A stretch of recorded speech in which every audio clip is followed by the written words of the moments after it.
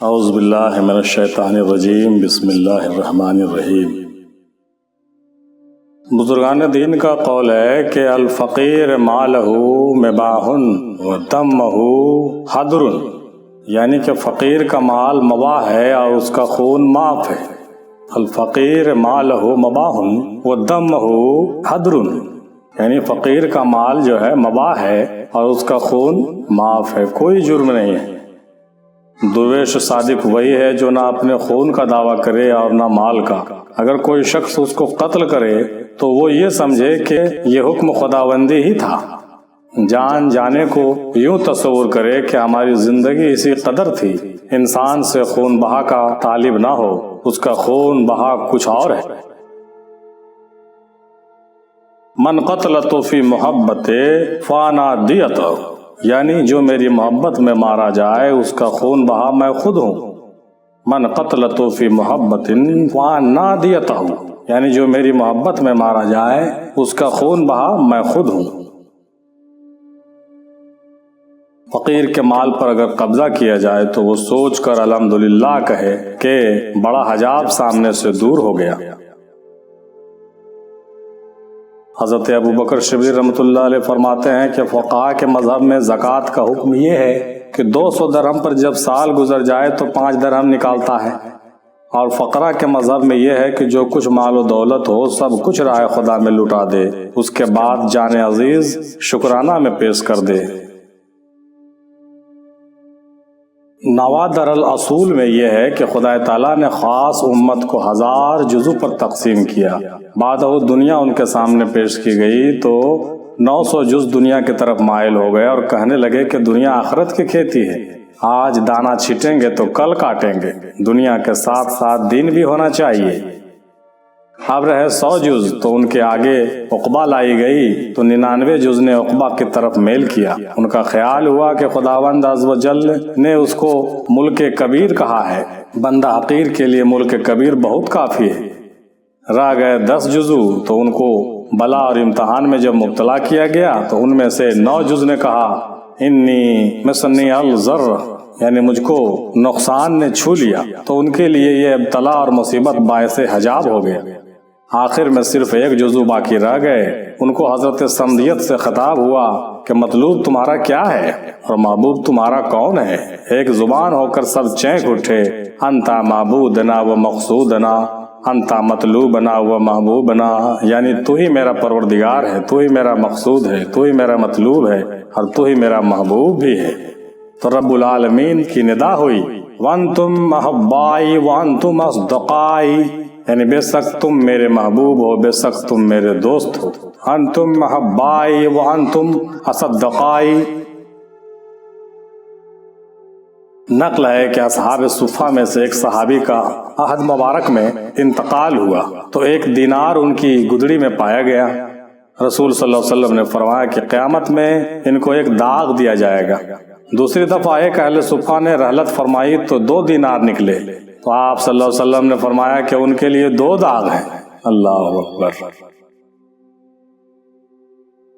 حضرت نبی محمد مصطفیٰ صلی اللہ علیہ وسلم نے ارشاد فرمایا کہ انی لا استغفر اللہ فی اليوم مائۃ مرتن، یعنی کہ میں روزانہ 100 مرتبہ طلب مغفرت کرتا ہوں، یعنی توبہ استغفار کرتا ہوں۔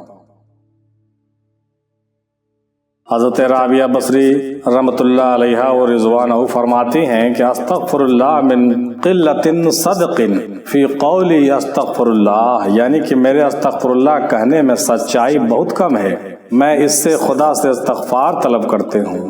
استغفر اللہ منی قلت صدقی فی قول استغفر اللہ، یعنی کہ میرے استغفر اللہ کہنے میں سچائی بہت کم ہے، میں اس سے خدا سے استغفار طلب کرتے ہوں۔ ایک بزرگ ارشاد فرماتے ہیں کہ سمم عن الدنیا وجالا فطرتک الموت، یعنی کہ دنیا سے روزہ رکھو اور موت سے افطار کر لو۔ سمم عن الدنیا وجالا فطرتک الموت، یعنی کہ دنیا سے روزہ رکھو اور موت سے افطار کر لو۔ حضرت ذوالنون مصری رحمۃ اللہ علیہ فرماتے ہیں کہ دنیا یومۃ ولنا فیہا صومن، یعنی کہ دنیا در حقیقت ایک دن سے زیادہ نہیں ہے اور ایک دن کا روزہ کیا دشوار ہے، یعنی کہ اس ایک دن کو محنت و مشقت، عبادت و ریاضت میں ہی گزار دینا چاہیے اور حصول و مقصود کے لیے ہر ممکن کوشش کر لینا چاہیے۔ من قتلہ محبتی فدیتا رویتی، یعنی کہ جو کوئی میرے محبت میں قتل ہوا اس نے میرا دیدار کر لیا، مطلب یہ کہ شہیدان محبت کا خون بہا میری رویت ہے، دیدار ہے۔ صفحہ نمبر 238 مکتوبات الصدی۔ رسول اللہ صلی اللہ علیہ وسلم کی حدیث ہے کہ جو عمل کے انسان کرتا ہے اس کا اجر 2 گنا ملے گا، یہاں تک کہ 1 کا 70 تک اضافہ ہوگا، مگر روزہ ایک ایسا عمل ہے کہ جو خاص میرے لیے ہے اور اس کی جزا خاص میں ہی دوں گا اور اس کی جزا میں خود ہوں گا۔ صوفیاء اکرام جب چاہتے ہیں کہ کلام الہی کا دل میں سنیں تو 40 روز بھوکے رہتے ہیں، یعنی روزے کا چلہ کرتے ہیں، 30 دن کے بعد افطار کرتے ہیں اور پھر 10 روزہ اور آب و دانہ بغیر کھائے پیے رہتے ہیں، یعنی کل ملا کر 40 روز مسلسل بھوکے پیاسے رہتے ہیں۔ تو ان کا نتیجہ یہ نکلتا ہے کہ خداوند قدوس جل وعلا ان کے دل میں خلوت میں باتیں کرتا ہے۔ ان کی ایک اصل زبردست ہے، اور انبیاء کے لیے جو چیزیں بظاہر رواں ہیں اولیاء کے لیے باسرار جائز ہے۔ مریدین میں 3 صفت لازمی ہونی چاہیے: جب تک نیند کا غلبہ نہ ہو نہ سوئے، جب تک ضرورت نہ ہو بات نہ کرے، اور جب تک فاقہ نہ ہو وہ نہ کھائیں۔ یہ مریدوں کے 3 صفتیں لازم قرار دی گئی ہیں۔ کشف المحجوب میں داتا گنج بخش حجویری رحمۃ اللہ علیہ لکھتے ہیں کہ روزہ جوارے کے لیے بلا ہے، اور دل کے لیے صفا ہے، اور جان کے لیے ولا ہے، اور سر کے لیے بقا ہے۔ ہمارے آقا صلی اللہ علیہ وسلم صاحب شریف بانی اسلام رسول اللہ صلی اللہ علیہ وسلم فرماتے ہیں کہ تم اپنے شکم کو گرسنا، جگر کو تشنا اور بدن کو برہنا اور خستہ رکھو تو امید ہے کہ اپنے پروردگار کو کھلم کھلا دیکھو گے۔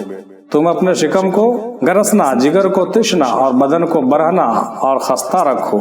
عربی میں آپ صلی اللہ علیہ وسلم کے الفاظ ہیں کہ جوعوا بطونکم وازلما والبادکم وعزا واجسادکم لعلکم ترون ربکم عیانا۔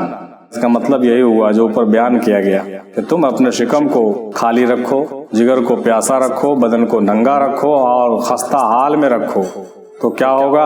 امید ہے کہ اپنے پروردگار کو کھلم کھلا دیکھو گے، تجلیات الہی سے محظوظ ہو جاؤ گے۔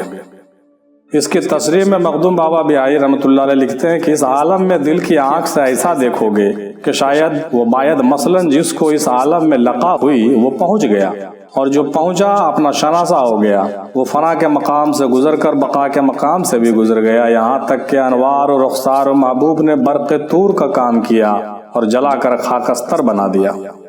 جس وقت عارف صالح اس مقام پر آتا ہے اس وقت کسی عبادت کی اس کے طرف نسبت کرنا گمراہی کے دائرے میں آتا ہے، اور اس حال میں کچھ اشارہ کرنا اس طرف اندھا پنی کہا جائے گا۔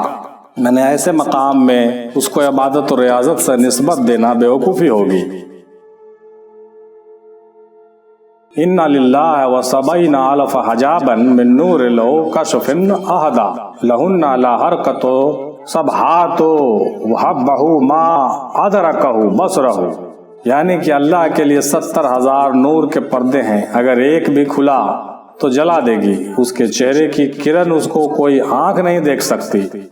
ان للہ سبعین الف حجاب من نور لو کشف احدا لہن لا حرکت سبحات وحبہ ما ادرکہ بصرہ، یعنی کہ اللہ کے لیے 70,000 نور کے پردے ہیں، اگر ایک بھی کھلا تو جلا دے گی، اس کے چہرے کی کرن اس کو کوئی آنکھ نہیں دیکھ سکتی۔ ان الملوک اذا دخلوا قریۃ افسدوها، یعنی کہ جب بادشاہ کسی گاؤں میں داخل ہوتے ہیں تو اس کو خراب کر ڈالتے ہیں۔ ان الملوک اذا دخلوا قریۃ افسدوها، رسول اللہ صلی اللہ علیہ وسلم ارشاد فرماتے ہیں کہ لو علم المصلی ما منا یناجی ما التفت، یعنی کہ اگر نماز پڑھنے والا یہ جان لے کہ کس کی بارگاہ میں مناجات کر رہا ہے تو ہرگز کسی کے طرف متوجہ نہ ہوگا۔ لو علم المصلی ما منا یناجی ما التفتو، یعنی اگر نماز پڑھنے والا یہ جان لے کہ کس کی بارگاہ میں مناجات کر رہا ہے تو ہرگز کسی کے طرف متوجہ نہ ہوگا۔ ایسی نماز پڑھنے والا ایسی نماز پڑھتا ہے کہ نماز پڑھتے وقت فانی صفت ہو جاتا ہے، اور فانی صفت کو غیر کے ساتھ التفات ناممکن ہے۔ مثلا حضرت علی کی نماز کہ تیر نکل گیا اور خبر تک نہ ہوئی۔ در عشق نماز بے رکوع است و سجود، یکساں است درد مومن ترسا جہود، چون قبلہ بجز جمال معشوق نبود، عشق آمد و محو کرد ہر قبلہ کے بود۔ یعنی کہ عشق کی نماز بغیر رکوع اور سجود کے ہوتی ہے۔ یہاں مومن و کافر یہودی وہ ترسا سب برابر ہیں، اور سوائے معشوق کے رخ کے جہاں کوئی سجدہ گاہ نہیں ہے، عشق کے آتے ہی جتنے کعبے تھے سب مٹا دیے گئے۔ مایا شادہی است این مادن جود و کرم، قبلہ ماروے و دوست قبلہ ہر کس حرم۔ یعنی کہ بخشش و کرم کا خزانہ ساری خوشیوں کا سرمایہ، سب لوگوں کا سجدہ گاہ تو خانہ کعبہ ہے، مگر میرا قبلہ دوست کا چہرہ ہے، یعنی رخسار یار ہے، اور جس کا قبلہ معشوق کا روح منور ہو وہ ہر وقت نماز کے مزے میں ہے۔ وفی صلاتہم دائمون، وہ لوگ ہمیشہ نماز میں ہیں۔ سلطان المحققین قطب بہار خواجہ شیخ مخدوم جہاں مخدوم الملک حضرت مخدوم شرف الدین یحییٰ چشتی فردوسی منیری بہاری رحمۃ اللہ علیہ کیا لکھتے ہیں کہ حفظہ رکت نماز از دل و جان، ملکے شہردہ ہزار عالم ران، یعنی کہ 17 رکعتیں دل و جان سے اگر ادا کی جائیں تو اس کو 18,000 عالم کی ملکیت سمجھنا چاہیے۔ حفظہ رکت نماز از دل و جان، ملکے شہردہ ہزار عالم ران، یعنی کہ 17 رکعتیں دل و جان سے اگر ادا کی جائیں تو اس کو 18,000 عالم کی ملکیت سمجھنا چاہیے۔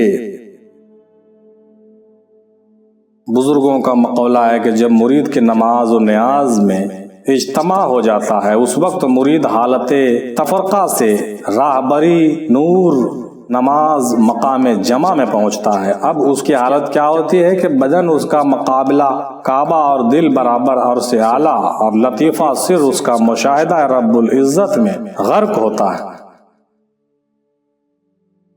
نماز کیا چیز ہے اور اس میں کیا کیا راز و نیاز ہے، اس لیے اس کا سخت ادب درکار ہے۔ ہرگز ہرگز بے باکی یا آزادی کے ساتھ نماز کے حضور میں قدم نہ رکھنا۔ 1,24,000 پیغمبران علیہ الصلوۃ والسلام جو کہ گوہر نبوت و عظمت ہیں، سمجھو کہ اسی خلت کی آرزو میں ان کی عمر بسر ہو گئی، اور نقاب خاک ڈال کر منہ چھپا لیا کہ نماز کی معراج کمال تک کسی طرح پہنچے، نماز کی معراج کمال تک کسی طرح پہنچے۔ یہ تمام انبیاء علیہ السلام کی خواہش اور ان کی تمنا رہی تھی۔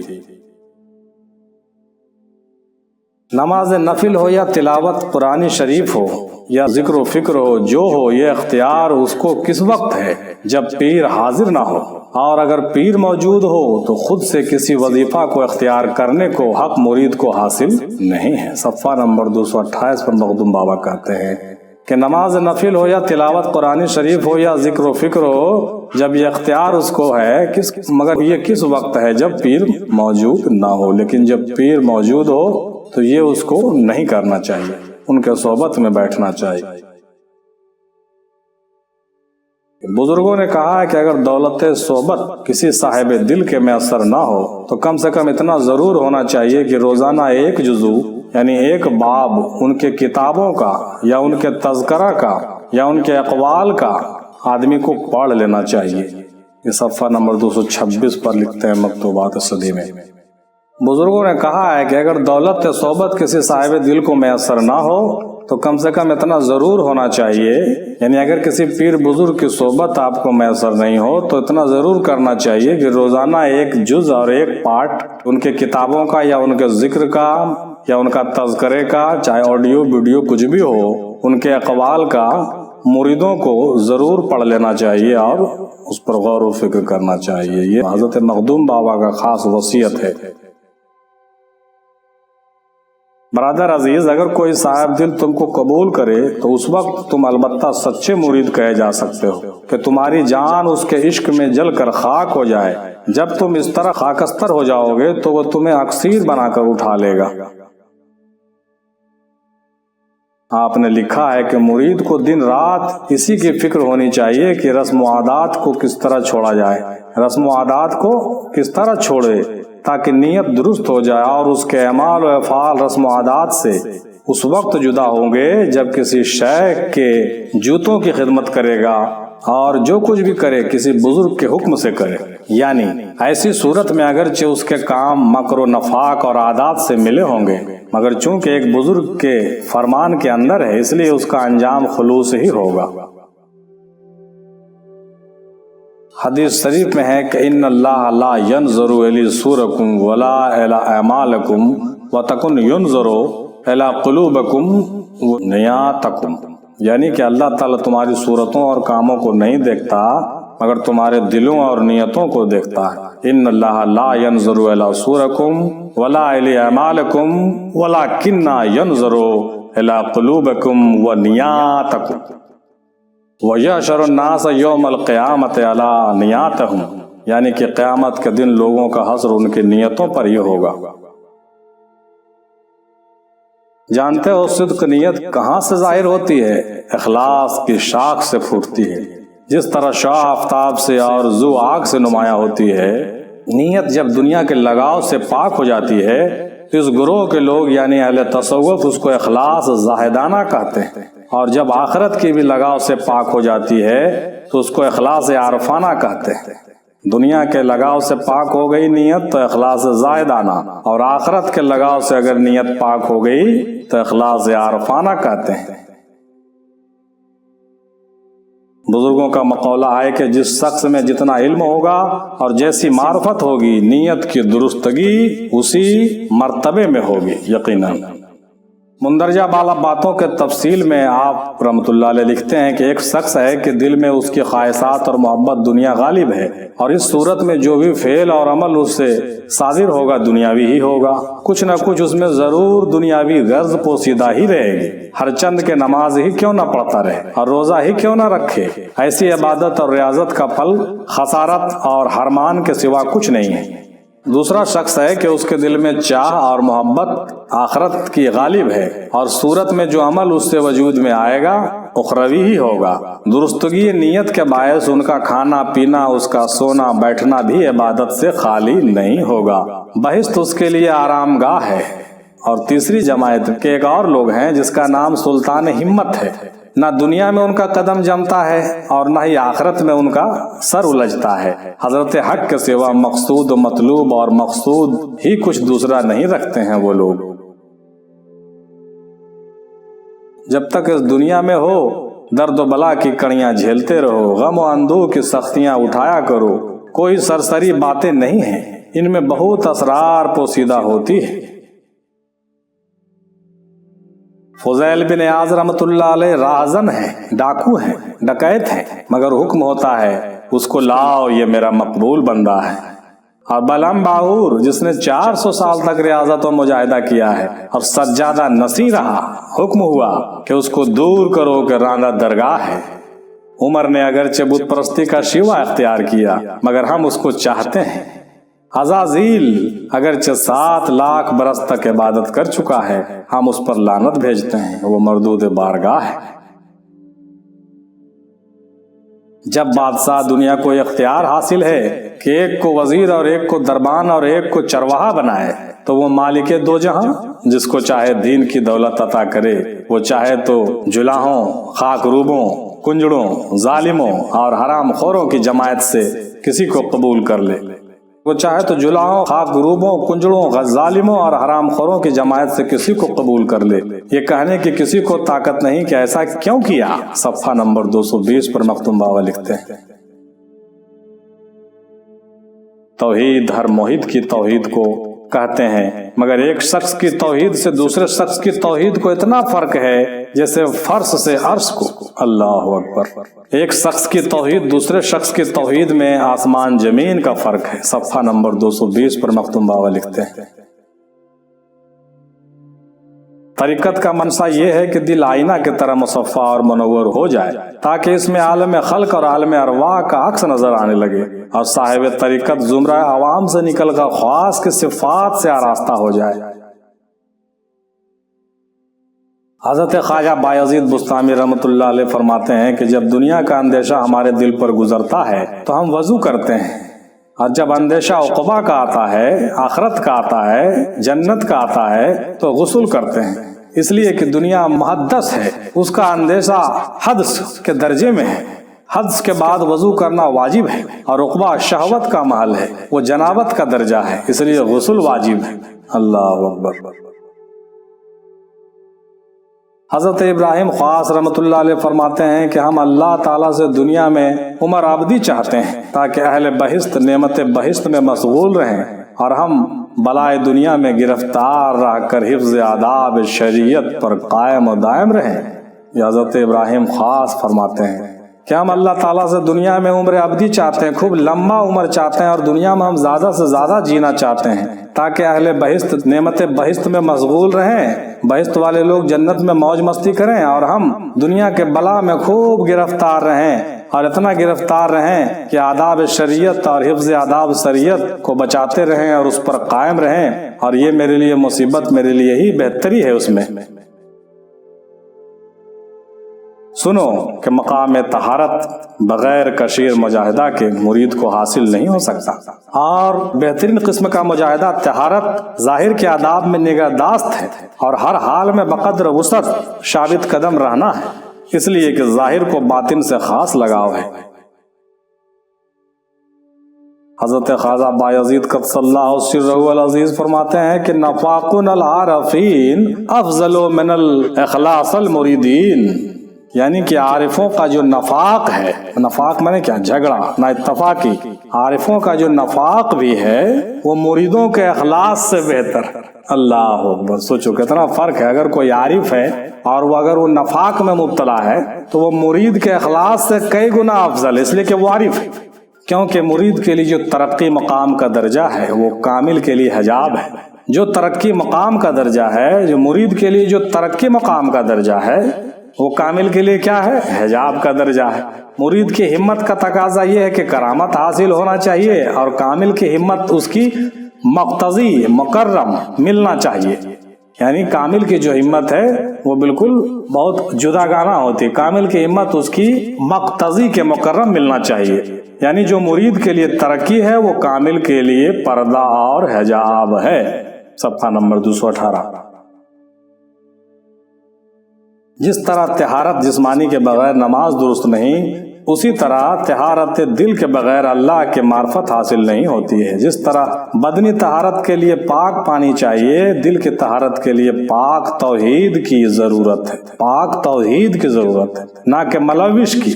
عقل حلال، صدق مقال، جملہ حواس کا معیشت و خلاف سے پاک ہونا، اور دل کا اوصاف ذمیمہ، بغض و حسد اور حسد و کینہ وغیرہ سے پاک رہنا ہے۔ اجمالاً 3 قسم کے طہارت ہوتی ہے: تن، جامہ، لقمہ۔ جب وہ حلال ہو گیا تو مرید نے ایک قدم دین کی راہ طے کر لی۔ تن، جامہ اور لقمہ، یہ 3 چیزیں اگر حلال ہو گئی تو مرید نے ایک قدم دین کی راہ طے کر لی۔ حواس خمسہ جب خلاف معصیت سے پاک ہوئے تو 2 قدم راہ ملے۔ حواس خمسہ کو پاک کیا تو 2 قدم ہوئے، اور جب دل اوصاف ذمیمہ سے پاک ہوئے تو مرید نے 3 قدم راہ طے کر لی۔ دل کو اوصاف ذمیمہ سے، گندے صفات سے پاک کرنا ہوگا، تب کیا ہوگا؟ 3 قدم چلے۔